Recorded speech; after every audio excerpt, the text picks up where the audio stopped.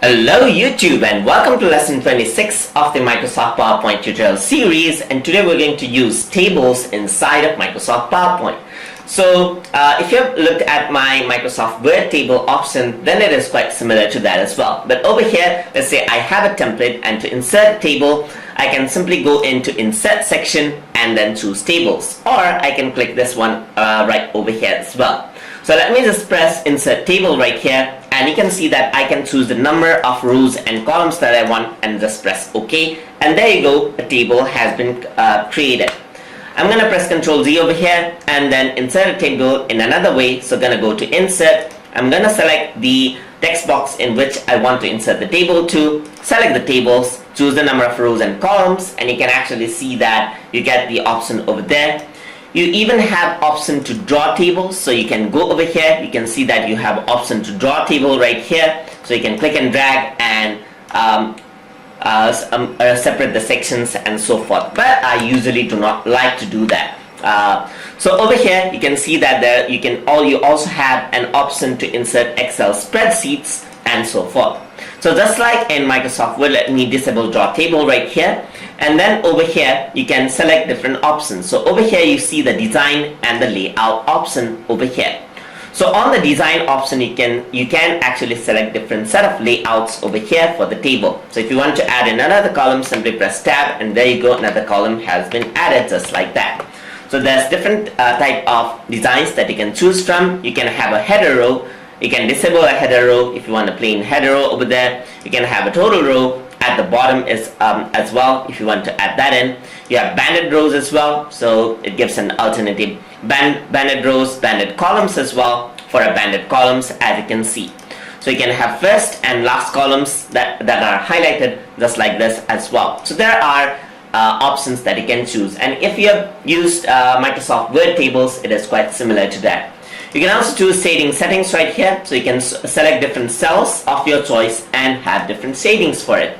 You can also have different borders, so you can have top borders, as you can see over here. So let me just choose a simple plain design over here at the top, so with no designs right here. So the table is still there, but there are no borders. So I'm going to go into border section and have all borders just like this. So there's diagonal borders as well if you want to add those in. So you can select different type of borders for this. And if you want just borders for a particular section, you can select the particular section by clicking and dragging. And then over here, you can select the borders for that particular section just like this. So you can also add in effects like cell bevel and so forth. So you can have a separate bevel cells and so forth if you want to create quick styles and so forth. So I'm going to select all of these and then add in borders to this. So over here there are other quick styles as well for the text, so you can add in word art for it. So there are line options for this as well. If you want to add in some line options over there, no border, let's go for that. So I guess my draw table is actually on, so I'm going to go into the insert table, the draw table. Let me just turn that off. Let me select the table over here, go on to the design section. So I can either have draw table, so you can see that for the draw table I can actually click and drag, and such border styles are actually made out. So another way to actually let me just go on to the table and then disable the draw table right here. Another way to actually modify the table is by selecting multiple rows and right clicking in it, and I can merge cells. So you can see that now this is a singular cell just like this. So you can select multiple rows and columns and then just merge cells up there.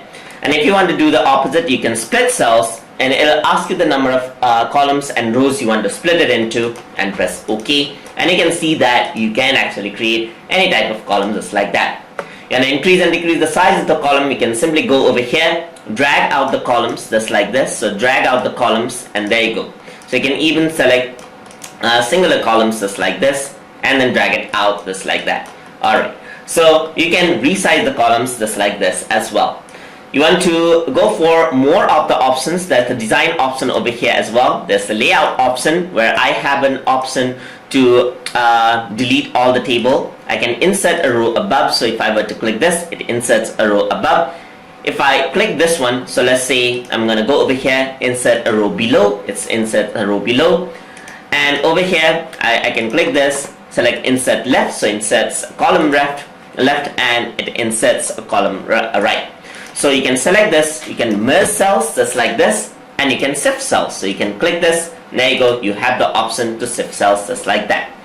You can hide height of the column to distribute the column just like this. So you can select all of the column all at once, increase the height, decrease the height of the column, increase the width of the column just like this as well. So you can see that there are a lot of design options over here as well. So over here you can center align text on the cell, left align, center align from the top and bottom, bottom align, top align, and so forth. You can also choose the text direction according to what you want. You can also have cell margins over there for the names. So if you have something over there and you want to add in some margins over there, so let me just select that out. So you can see that I can have a wide margin just like that. So you can also go for the height and width from over here for the entire cell, and just like that. You can also select this out, right click on it, and then over here you have the option to format shape. And then it brings up the shape column, and you can fill it up with shapes, so you can have a solid fill just like that, and so forth. So you can see that there are a lot of ways in which you can work around with the table right here. Then again, this is just like in Microsoft Word. So you can check out my Microsoft Word table contents, where there are actually more options to format cells just like this. So if you want to create a quick table, then you can do it right inside of PowerPoint. So in later lesson, we're going to see how to insert tables made from Microsoft Excel so that you have more controls over it. Anyways, hope you guys learned something as always. And as always, please like, comment, share, and subscribe.